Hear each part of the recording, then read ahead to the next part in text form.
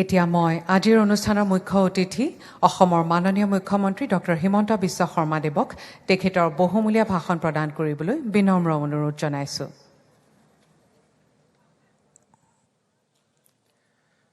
আজিৰ এই সভাত আমাৰ মাজত উপস্থিত অসমৰ সন্মানীয় শিক্ষামন্ত্ৰী ডক্টৰ ৰণোজ পেগু ডাঙৰীয়া, গুৱাহাটী বিশ্ববিদ্যালয়ৰ উপাচাৰ্য প্ৰফেচাৰ ননী গোপাল মহন্ত ডাঙৰীয়া, অসমৰ বিভিন্ন মহাবিদ্যালয়ত উপস্থিত সন্মানীয় মন্ত্ৰীসকল, সন্মানীয় বিধায়কসকল, আমি আমন্ত্ৰণ কৰা অতিথিসকল, আজিৰ সভাত আমাৰ মাজত উপস্থিত উচ্চ শিক্ষা বিভাগৰ সচিব নাৰায়ণ কোঁৱৰ ডাঙৰীয়া, কামৰূপ মহানগৰ জিলাৰ জিলা আয়ুক্ত সুমিত চাটাৱন ডাঙৰীয়া, director secondary education Shrimati Mamata Hojai ডাঙৰীয়ানী, director higher education Shrimati Pami Barua ডাঙৰীয়ানী, director SCRT doctor Nirada Devi ডাঙৰীয়ানী, গুৱাহাটী বিশ্ববিদ্যালয় আৰু অসমৰ বিভিন্ন মহাবিদ্যালয়ত উপস্থিত সন্মানৰ অধ্যাপক অধ্যাপিকাসকল আৰু আমাৰ মাজত আজি এই বিশেষ সভাত উপস্থিত ছাত্ৰ ছাত্ৰী বন্ধু বান্ধৱীসকল, আমাৰ চৰকাৰে বিগত 4.5 বছৰত গ্ৰহণ কৰা বিভিন্ন আঁচনিৰ ভিতৰত নিযুত মইনা এখন অন্যতম আৰু ব্যতিক্ৰমী আঁচনি। যোৱা বিত্তীয় বৰ্ষত আমি প্ৰথমবাৰৰ বাবে নিযুত মইনা আঁচনিৰ ৰূপায়ণ আৰম্ভ কৰিছিলোঁ আৰু এই আঁচনিখনে আজি গৌৰৱেৰে সৈতে দ্বিতীয় বছৰত ভৰি দিলে। আজি আমি দ্বিতীয় বৰ্ষৰ বাবে এই আঁচনিখন আৰম্ভ কৰিবলৈ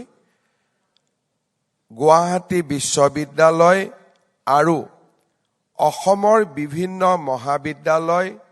উচ্চতৰ মাধ্যমিক বিদ্যালয়ত আমি সমবেত হৈছোঁ। এই আঁচনিখনৰ বিষয়ে বিভিন্ন সময়ত বিভিন্ন ধৰণে আলাপ আলোচনা হৈছে, কিন্তু এই আঁচনিখনৰ যিসকলে এই আঁচনিখনৰ দ্বাৰা উপকৃত হৈছে তেখেতসকলৰ বিভিন্ন সময়ত এই আঁচনিখনৰ ওপৰত দিয়া বক্তব্য বা মন্তব্যই এই আঁচনিখনৰ কলেবৰ বৃদ্ধি কৰাৰ বাবে আমাক অনুপ্ৰাণিত কৰিছিল। বিগত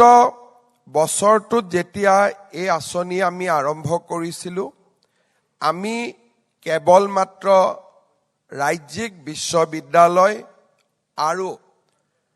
প্ৰাদেশিকৃত মহাবিদ্যালয়সমূহৰ মাজত ইয়াক সীমাবদ্ধ কৰিছিলোঁ। আঁচনিখনে সহায় কৰা ছাত্ৰীসকলৰ বক্তব্য আৰু এই আঁচনিখনে লৈ অহা বিশাল সামাজিক পৰিৱৰ্তনৰ প্ৰতি লক্ষ্য ৰাখি এইবাৰ এই আঁচনিখনত অসমৰ 2খন কেন্দ্ৰীয় বিশ্ববিদ্যালয়, অসম বিশ্ববিদ্যালয় আৰু তেজপুৰ বিশ্ববিদ্যালয়কো এই আঁচনিখনত আমি সমাহিত কৰিছোঁ। যোৱা বছৰ এই আঁচনিখন আৰম্ভ কৰাৰ সময়ত বিশ্ববিদ্যালয় আৰু মহাবিদ্যালয়ত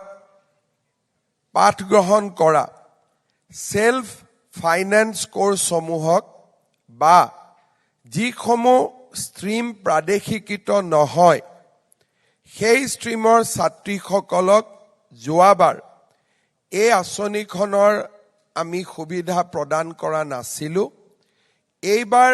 ৰাজ্য চৰকাৰে বিশ্ববিদ্যালয়সমূহত আৰু মহাবিদ্যালয়সমূহত সেলফ ফাইনেন্স স্কিমত বা ফিজ দি যিসকল ছাত্ৰীয়ে শিক্ষা গ্ৰহণ কৰি আছে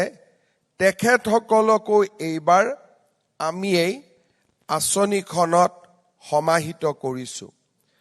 যোৱা বিত্তীয় বছৰত এই আঁচনিখনে 1,60,000 ছাত্ৰ ছাত্ৰীক উপকৃত কৰিছিল। আঁচনিখনৰ বৰ্ধিত কলেবৰ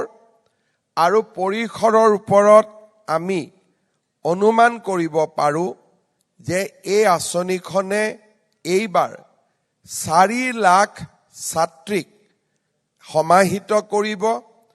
আৰু 4 লাখ ছাত্ৰী এই আঁচনিখনৰ জৰিয়তে উপকৃত হ'ব। এইবাৰৰ আঁচনিখনত আমি 2টা বৰ্ষ, উচ্চতৰ মাধ্যমিক প্ৰথম বৰ্ষ, উচ্চতৰ মাধ্যমিক দ্বিতীয় বৰ্ষ, স্নাতক পৰ্যায়ৰ প্ৰথম বৰ্ষ দ্বিতীয় বৰ্ষ আৰু পোষ্ট গ্ৰেজুৱেটত প্ৰথম বৰ্ষ দ্বিতীয় বৰ্ষ, অৰ্থাৎ এই আঁচনিখনে এইবাৰ বিশ্ববিদ্যালয় আৰু উচ্চতৰ মাধ্যমিক পৰ্যায়ৰ সকলো ছাত্ৰীকে সামৰি ল'ব আৰু অহা বছৰলৈ স্নাতক তৃতীয় বৰ্ষৰ ছাত্ৰীসকলো এই আঁচনিখনৰ লগত সমাহিত হৈ পৰাৰ লগে লগে এই আঁচনিখনে আমাৰ মহাবিদ্যালয় বিশ্ববিদ্যালয়ত পঢ়া অধ্যয়ন কৰা 100% ছাত্ৰীক এই আঁচনিখনৰ জৰিয়তে সমাহিত কৰি ল'বলৈ সক্ষম হ'ব। এই আঁচনিখন যোৱা বছৰ আমি আৰম্ভ কৰিছিলোঁ আৰু আমাৰ প্ৰচেষ্টা হৈছে যে এই আঁচনিখনৰ জৰিয়তে ক্ৰমাগতভাৱে ইয়াৰ কলেবৰ বৃদ্ধি কৰি আমি 10 লাখ আৰু 10 লাখকে আমি এক নিযুত বুলি কওঁ, 10 লাখ ছাত্ৰীৰ জীৱনত আমি এটা যোগাত্মক প্ৰভাৱ বা ইতিবাচক প্ৰভাৱ আমি পেলাব বিচাৰোঁ। আমি যদি অলপ সময়ৰ কাৰণে এই আঁচনিখনৰ প্ৰভাৱৰ বিষয়ে আলোচনা কৰোঁ, ঘৰৰ পৰা 5 বা 10 কিলোমিটাৰৰ ভিতৰত যিসকল ছাত্ৰীয়ে হায়াৰ ছেকেণ্ডাৰীত নামভৰ্তি কৰিছে তেখেতসকলে বিদ্যালয় খুলি থকা প্ৰতিটো মাহতে চৰকাৰৰ পৰা 1,000 টকাকৈ লাভ কৰিব।